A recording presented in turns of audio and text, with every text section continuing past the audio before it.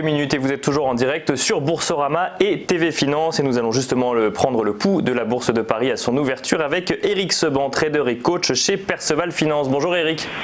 Bonjour Nicolas.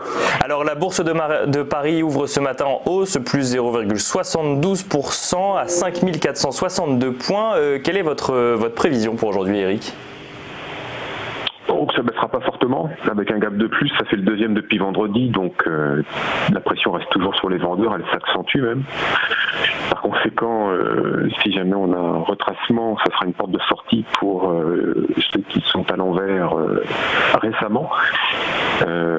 Et donc un vendeur qui sort de position, c'est un acheteur, donc par conséquent vous allez avoir forcément un frein dans la baisse. Donc sans une nouvelle particulière aujourd'hui, je ne vois pas comment le marché pourrait dégringoler.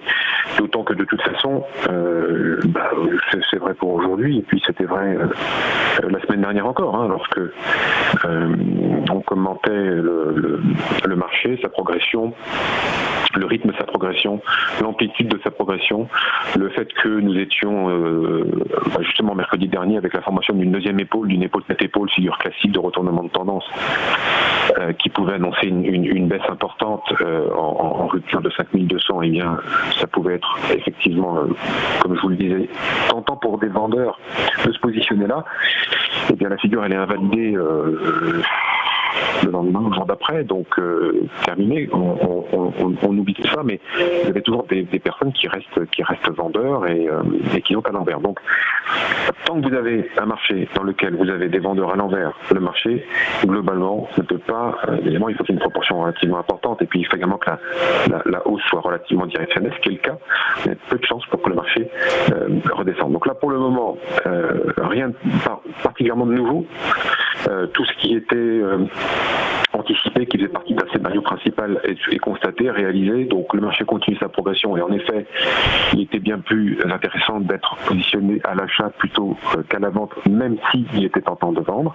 Il faut rester, à mon avis, en position d'accompagnement de la tendance en cours, qui ne pourrait être remise en question qu'en cassure de 5200, c'est le minimum réellement. Donc c'est loin, et pendant ce temps-là, en effet, le marché continue de progresser sans beaucoup retracer. Donc ça veut dire que pour pouvoir accompagner la tendance, il ne s'agit pas de payer au plus haut, il s'agit de payer des replis. Et des replis, quand il n'y en a pas beaucoup, ça ne donne pas beaucoup d'opportunités de rentrer sur le marché. Donc là, le marché depuis les 5240 cassés s'est réinstallé dans le range dont il était locataire depuis de avril à octobre l'année dernière.